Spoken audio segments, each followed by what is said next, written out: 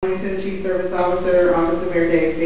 And as Zenobia mentioned, we're here tonight representing the Detroit Youth Violence Prevention Steering Committee. And first of all, I just want to thank you all again for the invitation for us to attend tonight. But I also wanted to say to you all, suggest to you that you give yourself a round of applause for one showing up tonight to gather information.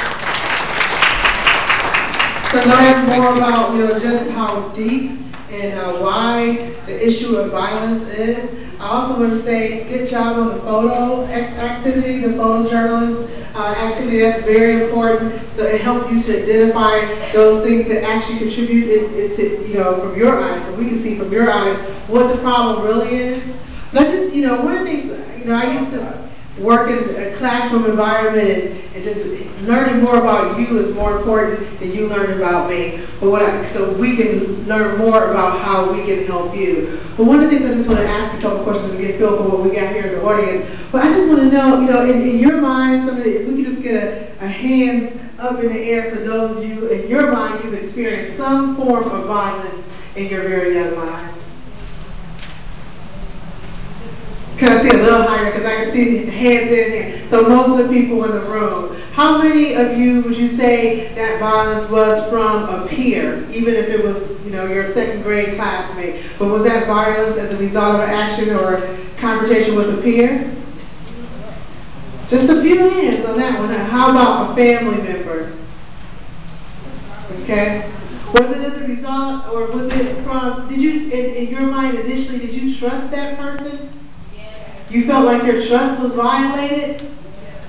So, can one or two people just tell me, how did you react to that? Anybody? Can I ask, how many people fought back? How many people just walked away?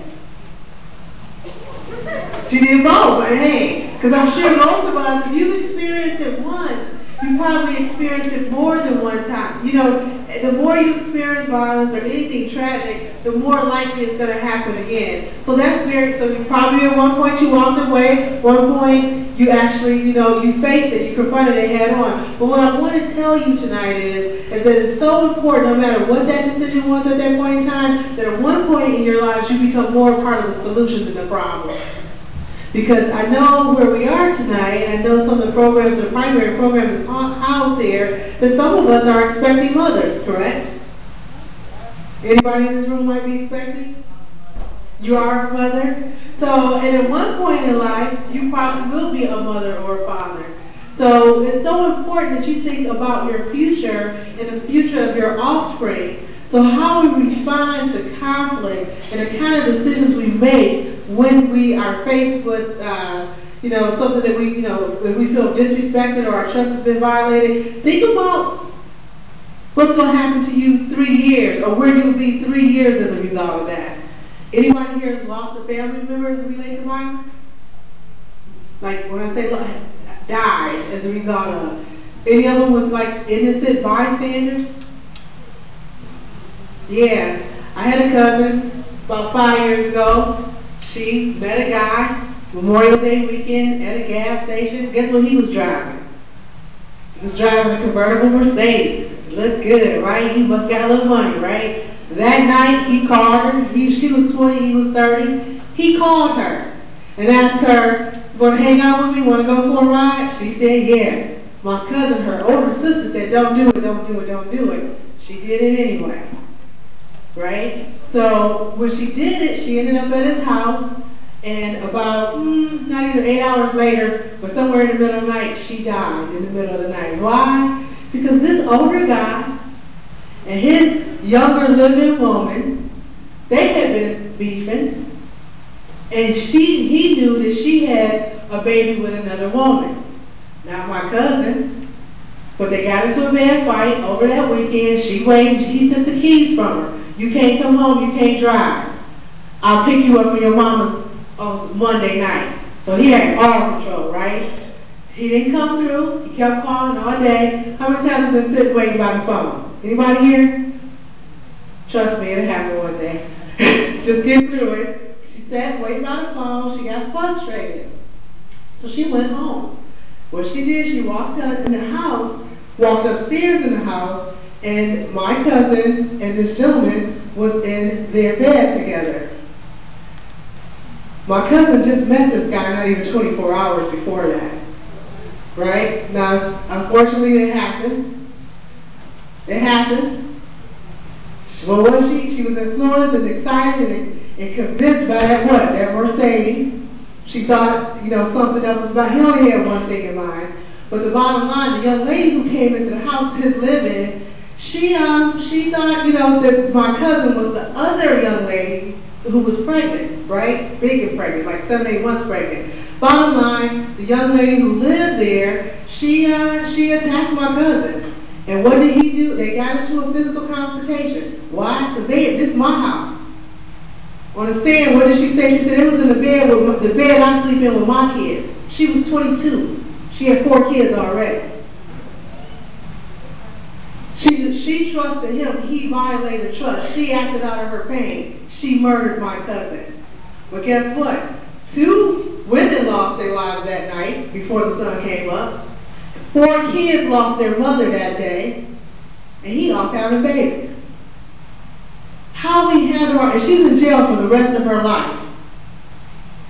Now, I miss my cousin, but I feel sorry for that young lady because she was in a situation that she didn't know how to ask for help. Now, later, coincidentally, I was doing some work at a job fair, and this man, the last man that came in the job fair, was sad that day. He came, it was a job fair, and he filled out his application. It was what's called a closed job fair, so it was a room about this size. And when he came in, he was talking to this one young girl was fussing at her mother because her mother was trying to, girl, you better fill out the application, you need a job. And she was like, I don't need no job. So he tried to talk to her. This man, about 40, 45, and in talking to her, he started telling her the story about his daughter and what happened to his daughter and how he tried to talk to her over and over again. Then he started talking about what happened when she didn't listen and this relationship she was in where this guy was beating on her. This guy got her on the floor to the point and plucked her eyebrows out, or eyelashes out. And he was abusive over a period of time. And guess what happened to my daughter? She ended up in jail for murdering a girl that she walked in, blah, blah, blah, blah, blah. I'm listening, I'm sitting at a table just like you guys are. I was like, damn, that's my cousin he talking about that was murdered. That's his daughter. It's 2 sides to every story, and it's all about pain. It's all about self-respect, too. It's all about tolerance. It's all about how we work ourselves out of situations. It's also about reaching out to others who can help us. So I tell you that story, and I share that story with you, and oftentimes I do share some personal stories to let you know that we all go through some serious challenges in life. That you're young, so you're going to be faced with some challenges at some point, but it's going to be the decision you make in that very short period of time. It could be a flash, it could be seconds, it could be 5 minutes. It can change your whole life, for the better or for the worse. It can end your life. Whether it's get in the car with somebody you don't know because he's driving a Mercedes, drop top, get your own Mercedes, right? Anybody on track to get their own Mercedes here? Work on that. Work on that. Don't let nobody convince you his Mercedes or her Mercedes is going to get you to where you need to go. You know what I'm saying? And when your parents are talking to you, or another caring, loving adult, whether it's the staff here, or people you meet along the way, people you only talk to one time, take something from that. Take something for that and know that there's a bit of wisdom in everything, and ask yourself the next time you're faced with a situation, what if I do this now, what is it going to look like for me 3 years from now? Am I going to be in jail for the rest of my life? Because that young lady actually had a choice between, she was 22, something around that, 22. She had a choice between 25 years to life, 25 years to life, or 25 years max. But she told them it was a self-defense versus an act of passion. One is premeditated, one is not. Anybody kind of have a clue what that might be? Meaning you thought about it. And you'll be surprised what the law defines as premeditation. If you walk from this side of the room to the back of the room to jump on somebody, that's premeditated. If something happened along the way, everything that happened from this side of the room to that back of the room, you're responsible for it. And so she took the self-defense, but really it was an act of passion. She gone, life. She'll never see it. And I feel sorry for it, but I share that with you today just to suggest to you, think about your next steps, and I hope you learned something here today. And when you're faced with the next confrontation, the next challenge in your life, next time somebody make you angry, somebody talk about you on Facebook, ask yourself, is it worth the rest of my life? Next time, or the first time you see your man with another woman, how are you going to respond to that? It's funny. Because it is sometimes it's a tough decision to make, but you got to fight to make. Don't put your hands on nobody, because you put your hands on somebody, it's going to escalate.